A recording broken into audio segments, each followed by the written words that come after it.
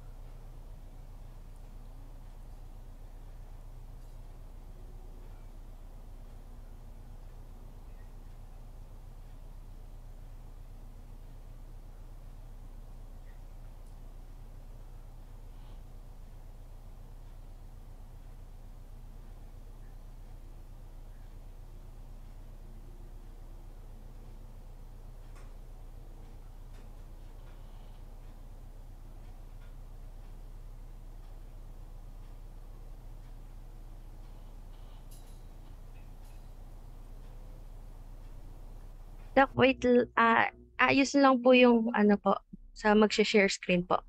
Alright.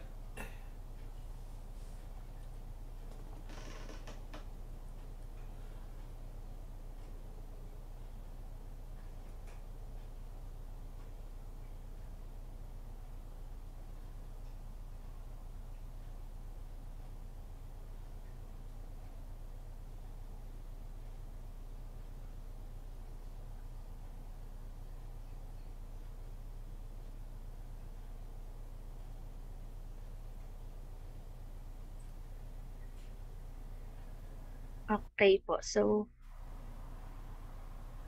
good morning po, Doc and classmates. We are the second pair of reporters. I am Danica Polindi Maano with my partner, Miss Megan Mateo, and we will discuss about the forensic identification of human remains. Next slide po. So this will be our topics for discussion. What are remains? The importance of identifying remains, three common types of identification, reading biological profile from bone remains, who are involved in the whole process of identifying, what can be done in certain situations, and sample-related cases. So I will be the one to discuss the first half of the presentation, and the second half will be for my partner, Miss Mateo. Next slide po. So to start off, what are remains? So it simply means the whole or any part of the body of a deceased individual, irrespective of the time of death. May it be in any stage of decomposition or kahit after cremation na. Next slide.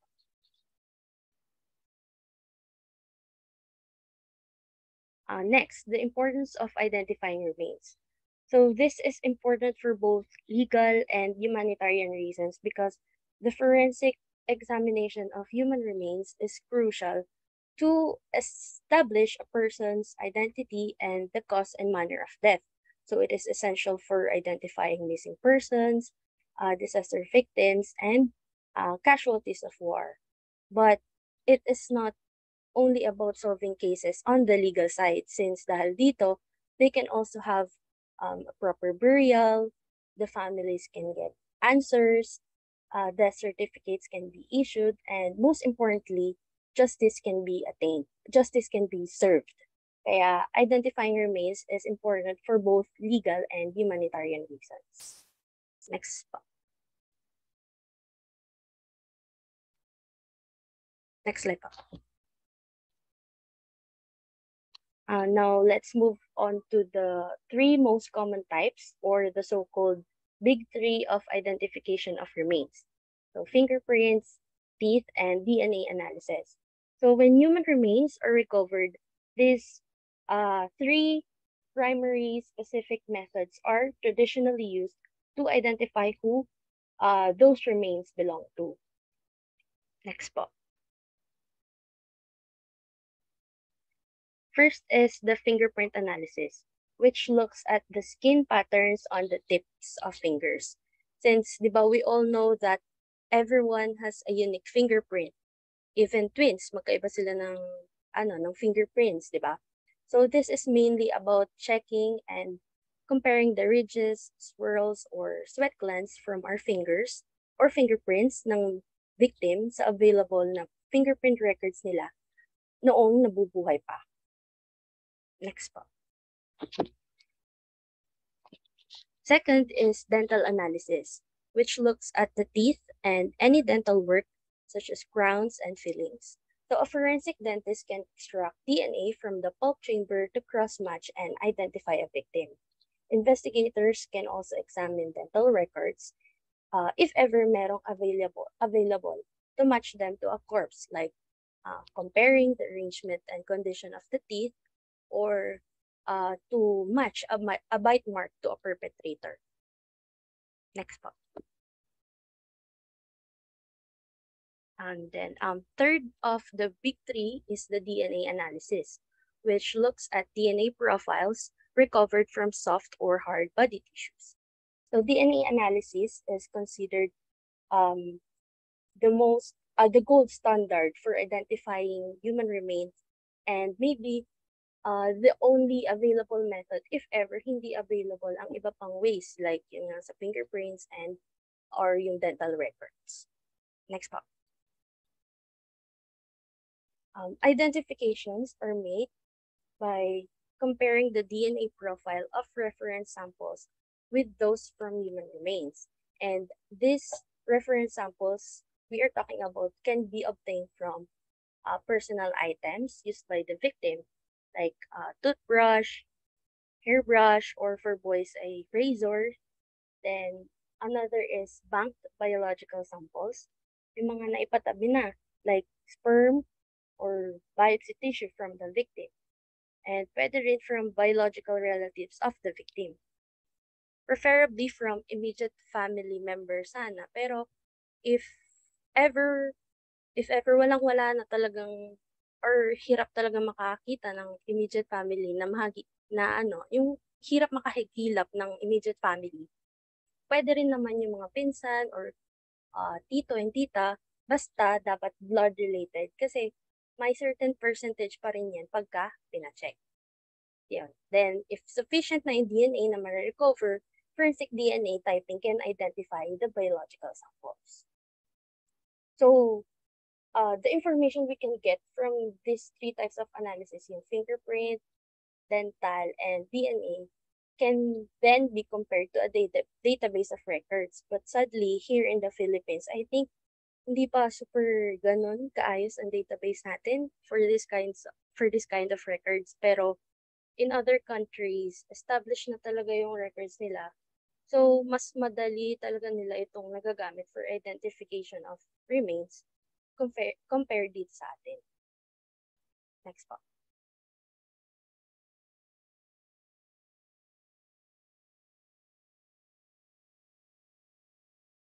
Next slide.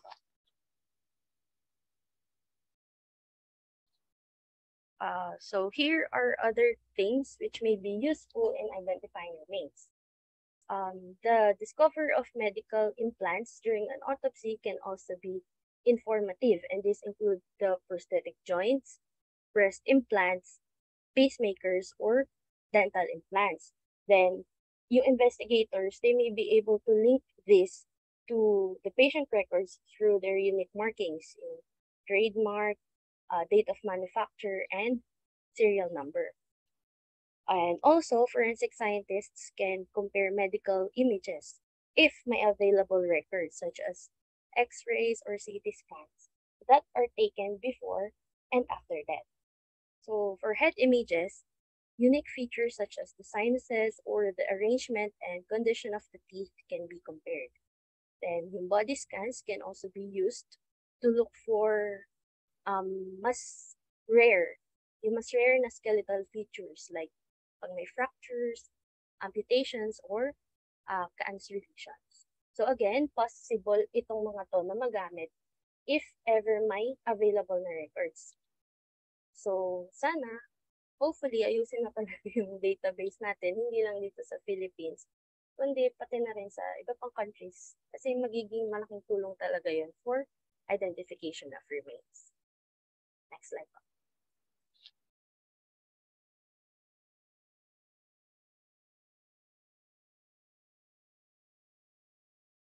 The next topic po is about reading biological profile from bone remains. So gamit ang bone remains, we can identify the sex, race or ancestry, age, and we can even identify yung living height. Next po. First is sex reading. So ito ay kung yung bones ba ay pagmamayari ng isang lalaki or babae. And to determine the sex of the skeleton, we must study the pelvic bones and the skull. And we can also actually determine the sex through sternum, femur, and humerus, but more on measurement sila. So they will be further discussed later sa next topic po. Then for now, we'll focus on the pelvis and skull since yung comparison dito sa dalawang to ay yung characteristics and physical features of the bone. Next slide po. First is through the pelvic bone. So this is important since dito agad natin makikita kung babae ba or lalaki yung may-ari ng mga butong yon. And ito yung karaniwang unang tinitingnan, unang nakikita. So the general structure of the female pelvis is thinner and less dense in comparison to the thick and heavy male pelvis. And kung mapapansin nyo, mas wide talaga yung hips ng girls, kaya nga mas curvy siya tingnan compared sa boys. So yung overall construction of bones ay heavier since thicker nga sa male and lighter naman sa female. Pubic arch, as you can see in the picture, narrow for male, wide for female. Yung sacrum, short and narrow for male, long and wide for female. Then obturator foramen, yung dalawang butas sa baba. Egg-shaped siya sa boys and triangular siya sa girls. Then yung pelvic inlet and outlet. For inlet, heart-shaped and narrow sa male, oval and wide sa female. Then outlet, smaller sa male, larger sa female. And a woman's pelvis is generally wider and more open than a man's pelvis. So bakit? It is because the female pelvis has evolved to be as wide as possible to make pregnancy or childbirth easier. Next slide.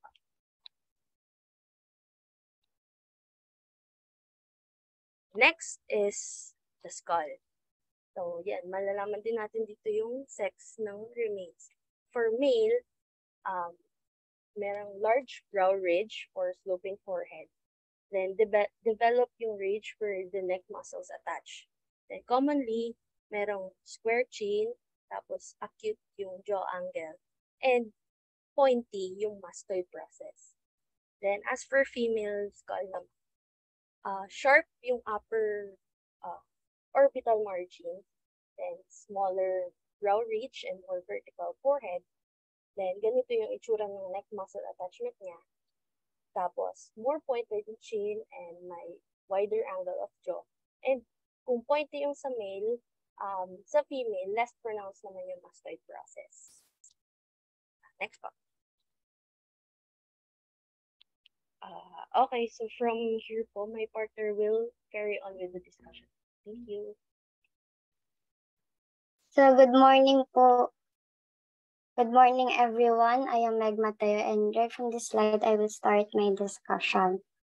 So, another thing po na madadetermine natin from the bone remains is the age at death. So, in sub-adults, the infants, kids, or teenagers, the growth and development rate is more predictable, so the age at death estimate for sub-adult is more precise. So in the case of adults, yung estimation po is based on the generative changes of the skeleton cell. So the estimated age interval at the time of death is broader. So in sub-adults, most important aspect analyzed for determining the age of the bones are the stage of tooth formation, the presence of permanent and deciduous or the baby teeth, the length of the bones, and the stage of the bone formation and the epiphyseal fusion. Next slide po. So, teeth begins to develop before birth and continue to grow until around 18 to 21 years of age. So, most baby teeth po emerge by the 3rd year of life, and the permanent incisors and the first permanent molars emerge between 6 to 8 years of age. Canine premolars and second molars appear between 10 to 12 years of age. So by observing the stage of tooth formation and the presence of the mixed dentition, the mixed baby teeth, and the permanent teeth, the forensic analyst can estimate the age of the remains. But there is an exception. The 3rd molars or the wisdom teeth, although they are usually present by the age of 18, they can also form later in life. So if these teeth are in their early stages of development, that person was likely to be under 18 years of age. So on the other hand, if the 3rd molars are fully formed, that person is likely to be older than 18 years. So next slide po. So what if walang ngipin available? So age can also be estimated by looking at the length and the stage of the bone fusion. So the bone length for subadults is estimated by measuring the length of the diaphysis or the bone shafts. Diaphysis is a long shaft of bone which runs between the epiphysis or the ends of the bones. The epiphyses are found at the ends and are round in shape, while diaphysis is long and cylindrical in shape. So epiphyses po are not taken into consideration kasi in infants and children, hindi pa tapos ang skeletal development. So therefore, epiphyses aren't yet fused at the ends of the bones. So the measure of the shaft length will be compared to data from subadults with known age para ma-determine yung most likely age at death. But this technique is less reliable in adults as the size and shape of long bones varies more in older people. Next slide po. Ayan. So, since diaphyses and epiphyses aren't initially fused in children, bone remains that are unfused indicate a subadult, and bones that are partially fused indicate a young adult, and those that are fully fused indicate an adult. And next slide po ulit. So, in adults naman, the bones that provide more useful information regarding the age at death are the pubic symphysis, the sternum, and the skull. Next slide po.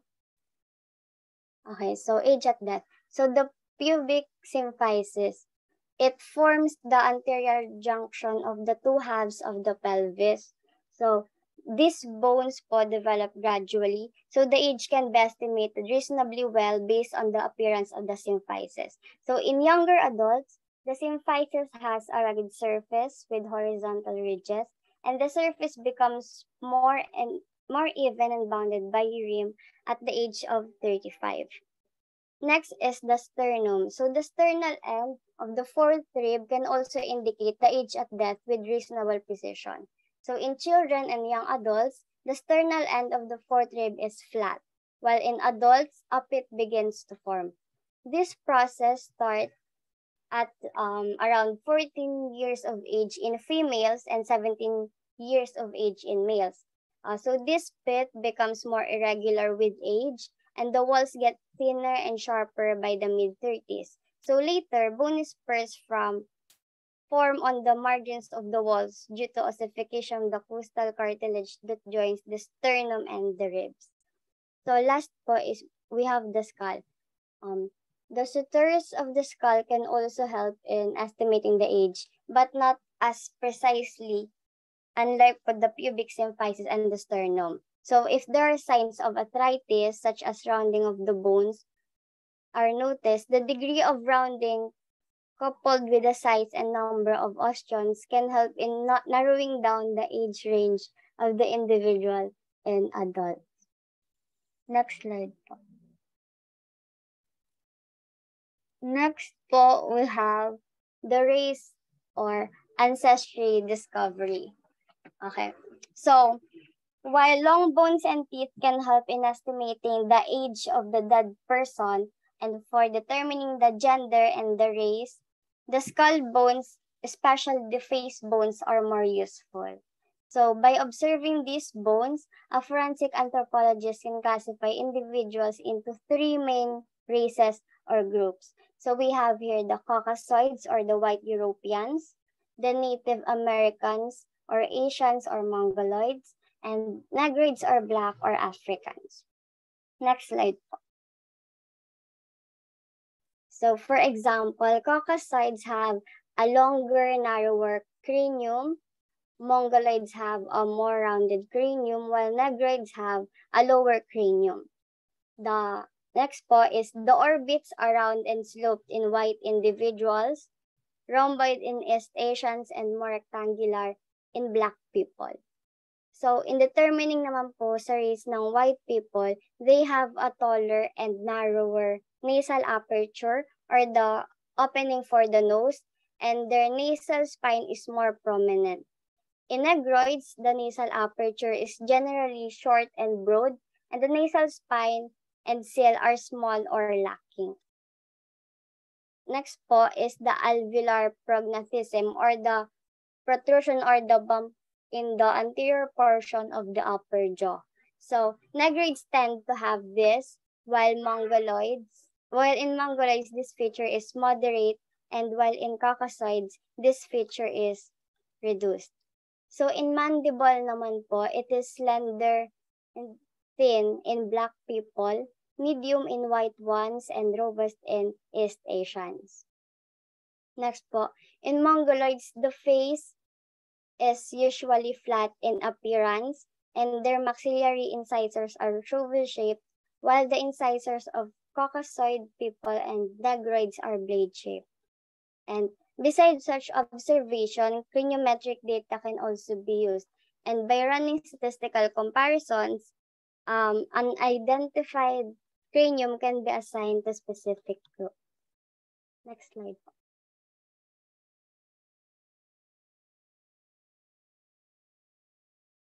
Next slide po. Thank you. Next po, we have determining the living height or the height estimation of a dead body. So, we have here femur and tibia humerus. So, estimation of dead person's height is based on the length of long bones of the arms and the legs. An instrument called an osteometric board is used for determining the measured stature, which can be slightly different from the forensic stature. So we have formulas for estimating height from skeletal remains, but it differs depending on the individual's race, Caucasoids, Negroid, and Mongoloids. So these formulas are also different depending on the sex of the individual. So we must determine those two factors independently to select the correct regression equation. So which bones are to be used in this formula? So researchers have generated statistical relationships using several different bones and combinations of bones. So long bones in the legs and arms are used most often, and these include the femur, the fibula, and tibia in the leg, along with the humerus, radius, and ulna in the arm. Okay. Next slide po.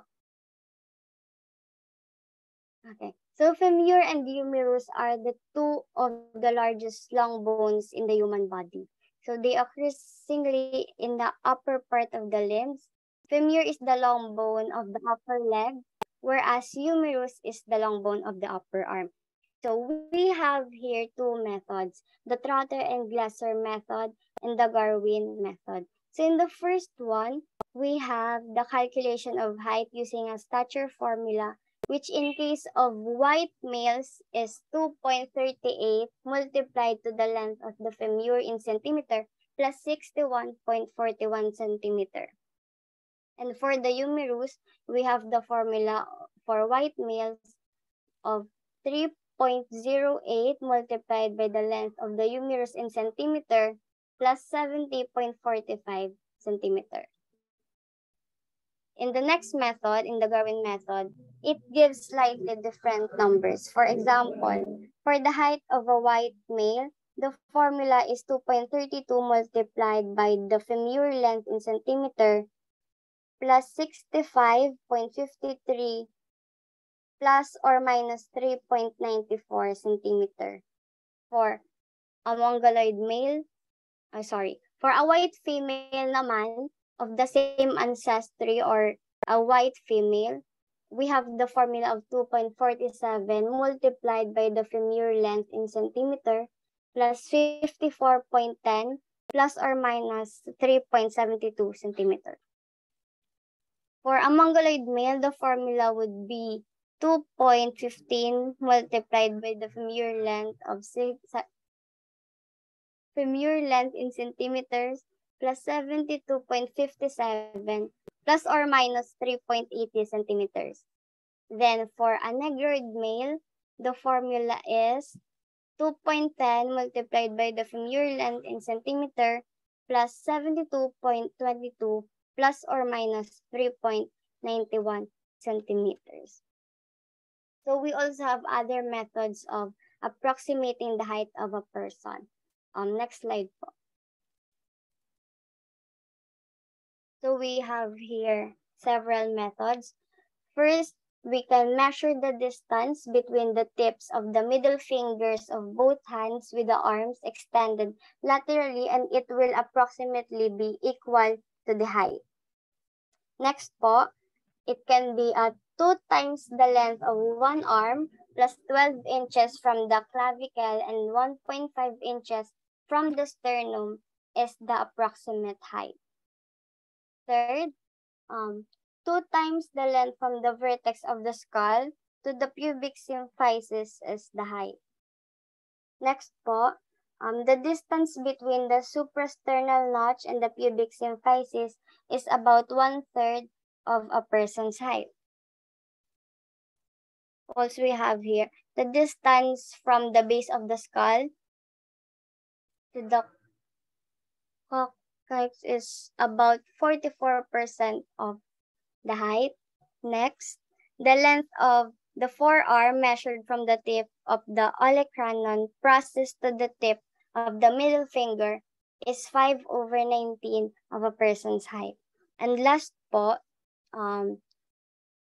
is 8 times the length of the head is approximately equal to the height of the person. Okay po. Next po.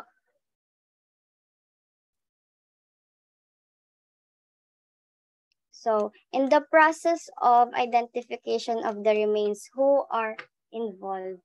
So, we have here the witness, family or relatives, friends and colleagues for personal identification. We also have forensic experts or specialists.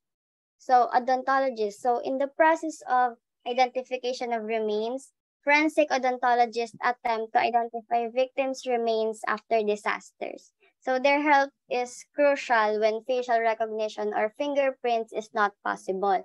So, they recognize the evidence such as tooth fragments that may otherwise be overlooked by other medical professionals.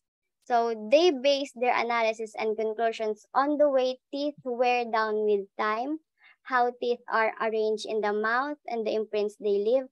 And they also observe dentures, bridges, crowns, braces, and fillings to identify their owner. Next po, we have forensic anthropologists. So they support investigations of both cold case crimes and anthropological mysteries. Unidentified bones or skulls uncovered during construction or mining activities may be sent to them for analysis. So these forensic specialists use their experience, training, and skills to attempt to discern age, gender, race, and any other possible identifying characteristics that might enable authorities to put a name and history to the unidentified bones. Next po, we have pathologists. Human remains are treated as a separate and a unique type of forensic evidence. We all know that. And an autopsy of the remain is completed to determine the cause and the manner of any death that is violent, unusual, or untimely. And a forensic pathologist is the one to examine the human remains for the post-mortem examination and consider the death scene findings. Last po, law enforcement agencies sometimes call in forensic radiologists to assist with victim identification, especially in mass casualty incidents such as plane crashes. They also help identify remains when a John Doe is found without identification or other clues indicating who he was or how he died. So those are the persons involved in the process of identification of remains. Next slide po. So what can be done? So there are three situations. So what can be done in remains submerged in water, disaster victims, and body in late stage of decomposition? Next slide po.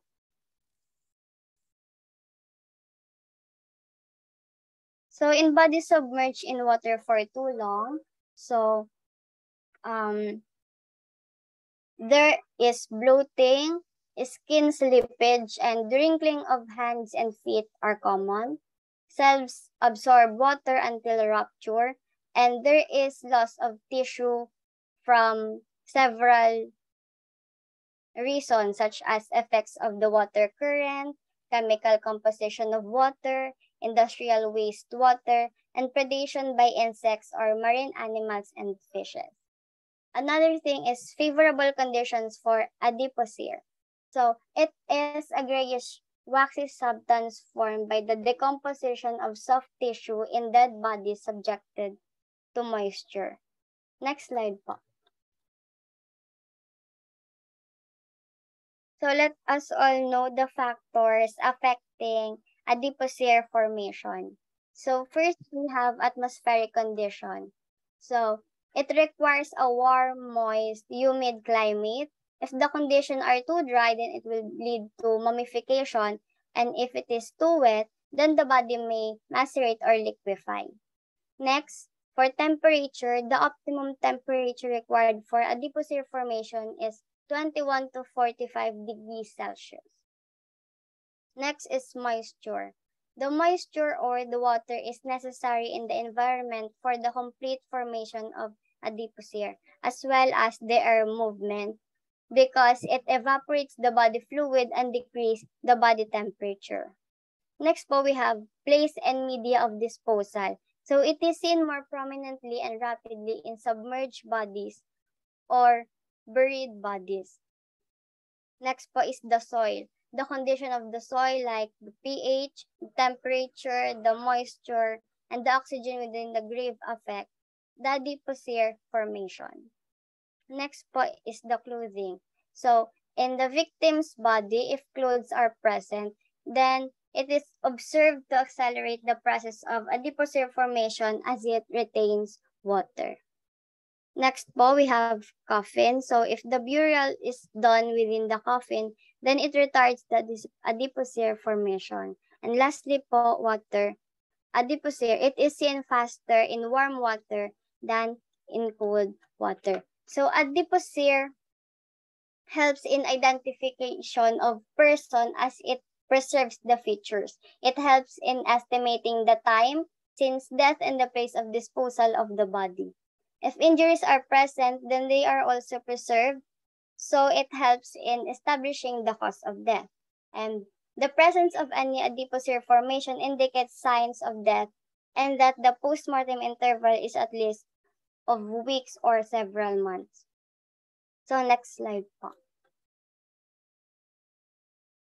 So here are pictures po of a body submerged in water for like 4 to 12 weeks. So that is how they look like. So in that situation, what can be done? Next slide po.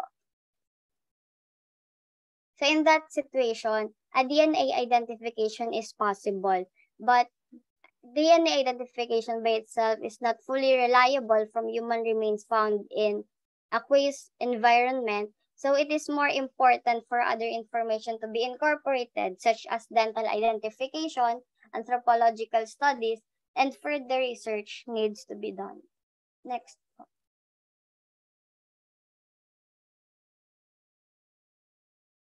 what can be done in disaster victims?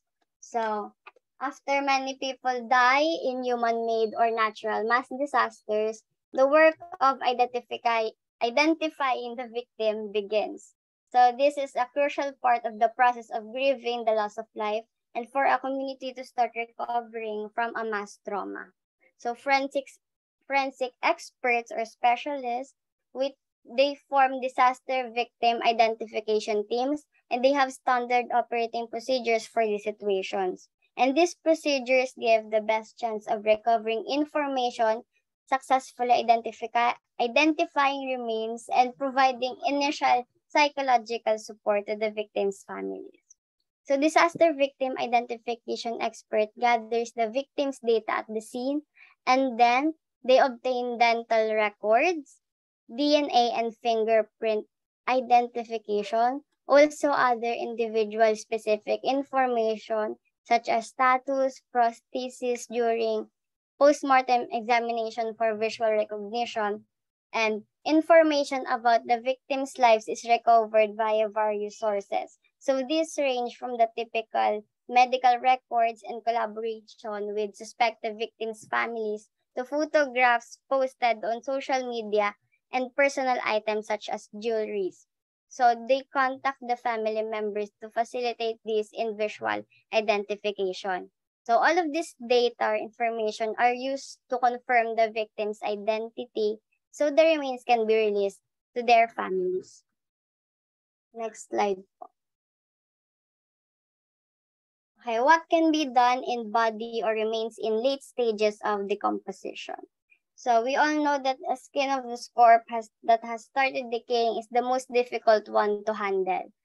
Pero we can still obtain dental records from them as well as DNA identification. And as far as retrieving fingerprints is concerned, there are cases that normally only a small part of the ridge pattern perseveres, and that pattern bearing skin of fingertip is peeled off and placed in a solution of formaldehyde. And that skin fragment of each finger is immersed in separate container as the formaldehyde not only retards further decomposition of the skin but also hardens it. So, a rolled impression are recorded using fingerprint pad method. There are cases that the outer surface of the epidermis is broken down and the ridge characteristics are blurred. However, the ridge design on the undersurface of the skin may still persist. And in such cases, the skin is first loosened from the flesh by boiling in water, and thereafter, the skin is peeled off and placed on a cardboard with the inner surface turned outward. Next slide po. Okay po. Now we included cases of identification of remains, specifically from Barameda and Galliano's case. Next slide po. So first we have Ruby Rose Barameda Jimenez. So she's a sister of the former actress and beauty queen Rochelle Barameda and has been identified by her family after 2 years of her mysterious disappearance. So she was last seen on March 14, 2007 when she visited her children at the house of his husband's family. And after 2 years of search, Ruby Rose's body was recovered under the waters of Navotas Port when the accused turned witness testified and led the authorities to the area where they dumped the body of Ruby Rose. So her body was found cemented in a steel drum thrown in the waters in Navotas on 2009. Sorry po, there was error in making the PowerPoint. Her body was found po on 2009.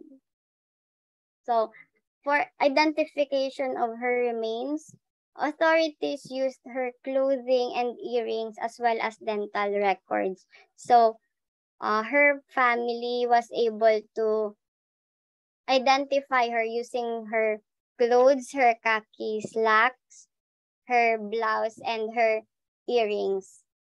Yun po. Next slide, please. Thank you. Okay po. So next po is the missing 23-year-old Javelin Galliano.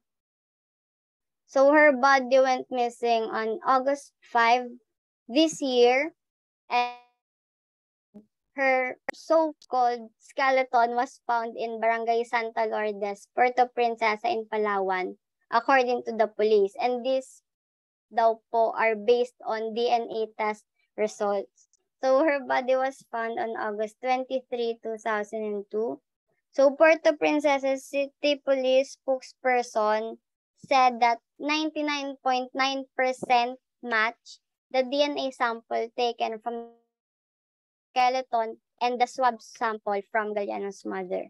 Among her remains were several personal items, including a black purse, a phone, and some identification cards. So her relatives asserted that the underwear discovered with the bones was not hers, and they doubted the presence of the skeletal remains in light of Javelin's short 3-week disappearance. So ito po kasi, 3 weeks, almost 3 weeks pa lang po nawawala yung kanyang body. And meron na daw nakitang skeletal remains. And kung makikita nyo po yung picture, hindi lang po namin na-include.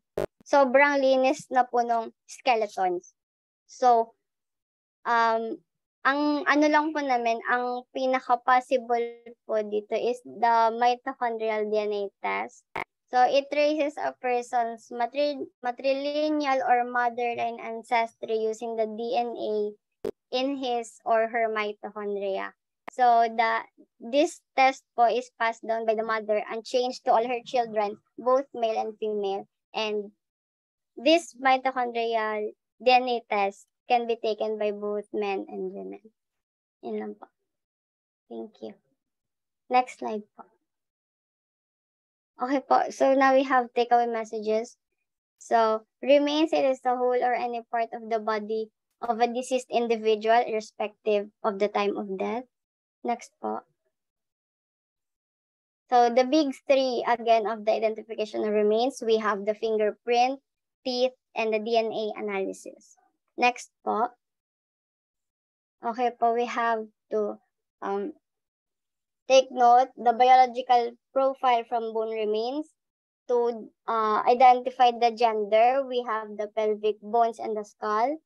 The age, we have the teeth and bone fusions. To determine race or ancestry, we have the face bones.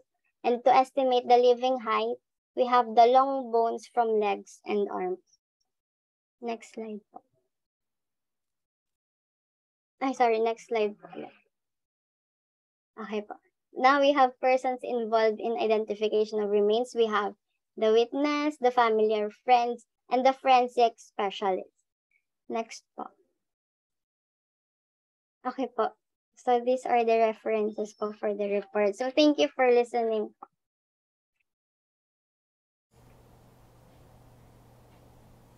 Thank you.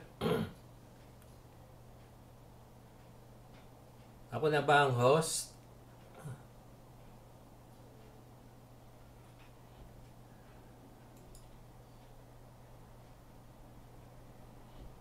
Hello? Yes po, Doc. Sige, thank you.